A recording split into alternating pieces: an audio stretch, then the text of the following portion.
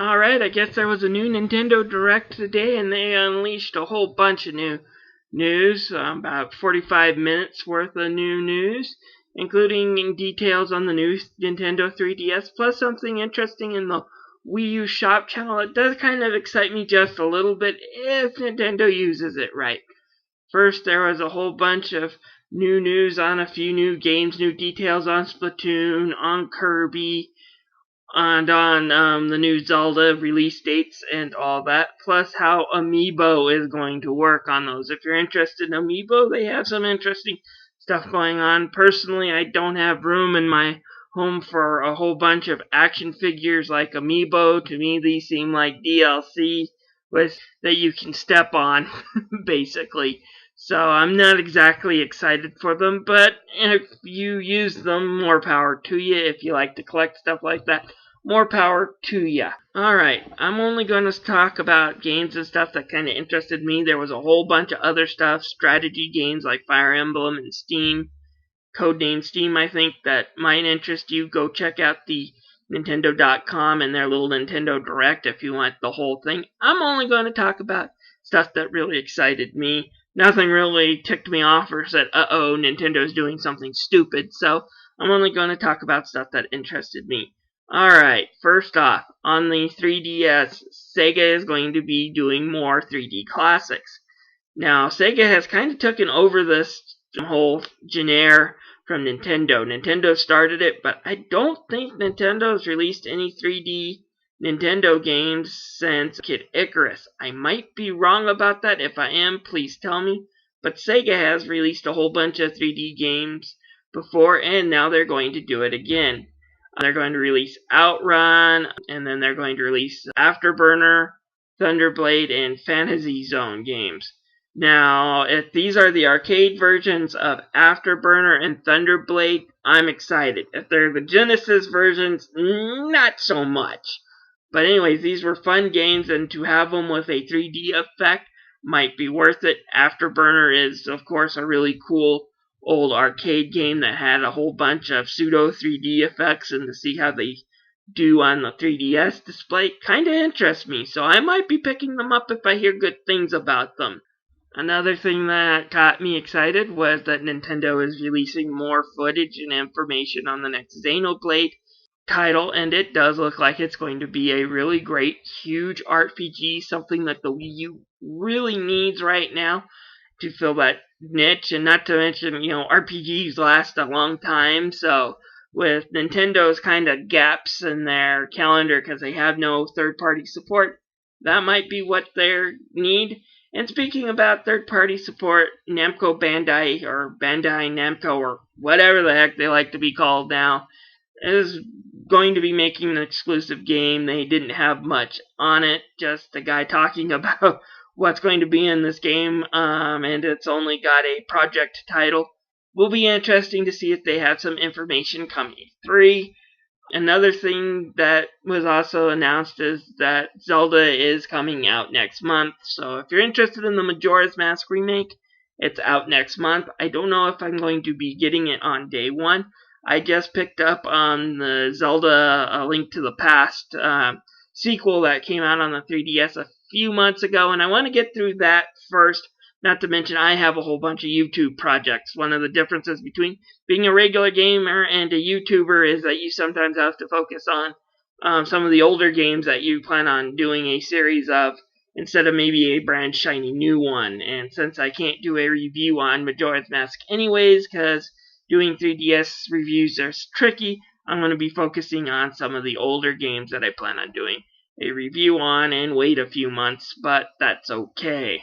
If you're interested in it, though, it's coming out in the middle of February. And then another thing that caught my eye was that the Nintendo eShop is going to be putting on Wii titles on the Wii U. This is great news to me. Now, the first three titles are kind of common, although the Metroid Prime trilogy might be a little rare. It looks like their normal price is going to be $20. However, for the first three games, Nintendo is going to have them half off for the first week. Super Mario Galaxy 2 is an absolute blast to play and well worth $10 if you have a Wii Remote and Nunchuck. For those who just bought a Wii U, you're going to have to go out and get those, because there's no way you're going to be able to play that game with a Wii U controller. Now, Nintendo has stated that if they do have Wii Classic controller support, you can buy them and still play them with the Wii U accessories. However, the first 3 games, only one of them will do that, and that is Punch-Out! Anyway, Super Mario Galaxy 2, well worth $10 if you've never played it. Definitely worth getting. I might get it just to do a comparison video. It might be interesting to see if Nintendo has done anything to these games. Knowing Nintendo, the answer is no. Still pretty interesting to be able to play them right off the bat from the Wii menu. No need to go into the Wii U mode. And to also be able to use the Wii accessory on some of the games might be interesting. Anyways, Punch-Out! Is also worth getting, especially since you don't need to worry about any of the original Wii accessories to play. And then Metroid Prime Trilogy, I'm going to be interesting to see on the pricing of this. If it is the usual $10 first week and $20 from then on, definitely worth getting even at the full $20. It contains 2 of the best Nintendo games in the last decade, and that's Metroid Prime and Metroid Prime 3. Metroid Prime 2 Echoes isn't that great if you ask me, but if you want to check out the whole trilogy, it might be worth a play. Now, even though these were originally GameCube titles, I don't think any of them had classic controller support, so if you're going to get these, you're going to need the Wii remote.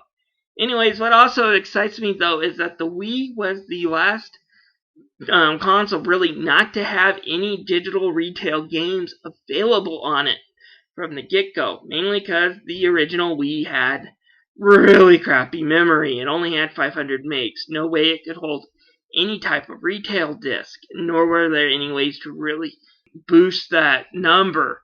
So what we got in the Wii was the last generation to have what is called the really rare and sought after games, especially when you consider some of Nintendo's distribution of some of these games. So for games like the Operation Rainfall games, Xenoblade can go for outrageous prices on eBay. A few other games I've kind of lucked into over this year.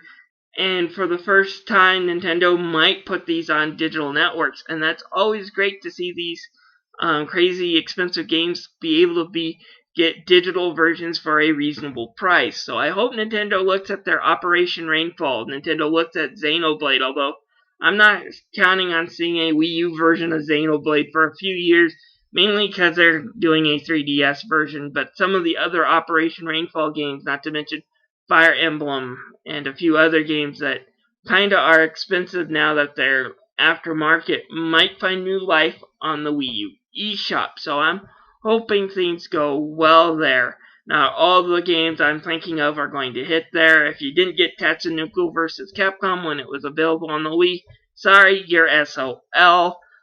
That game had licensing hurdles to get over in the first place, and I don't really see Capcom putting that on the Wii U Shop channel. So I am hoping to see some great Wii games that were rare and that I missed the first time available on the Shop channel at reasonable prices. So I hope that does well. Finally, we got some information on an American release of the new 3DS. It's only going to be the XL version over here. We're not going to get the smaller version with those multicolored buttons. That suits me just fine. The XL was better and, I thought a lot easier to play than the original. I can understand those looking for a super portable version, wanting one that can fit in their pocket. Unfortunately, we're not going to be getting that version. Still, some cool features in it. I don't know if I'll be getting it, but it starts the games faster. The 3D can follow you, so there's no more blind spots. That interests me, as well as the more battery life. Unfortunately, Nintendo, for some reason, isn't going to be including an AC adapter. I have no idea why they think this is a great idea, other than the fact that they don't want people probably trading in their old 3DSs for it. But you're going to have to find an AC adapter. If you're new to the system elsewhere, that's just Nintendo's thinking, I guess. Other than that, I think it's a pretty cool system. Give me your comments below on what you thought of the Nintendo Direct and of the new 3DS XL. In the meantime, I'm out of here. Expect a review of 358 over 2 days thematic from the Kingdom Hearts HD 1.5 HD remix in a few days.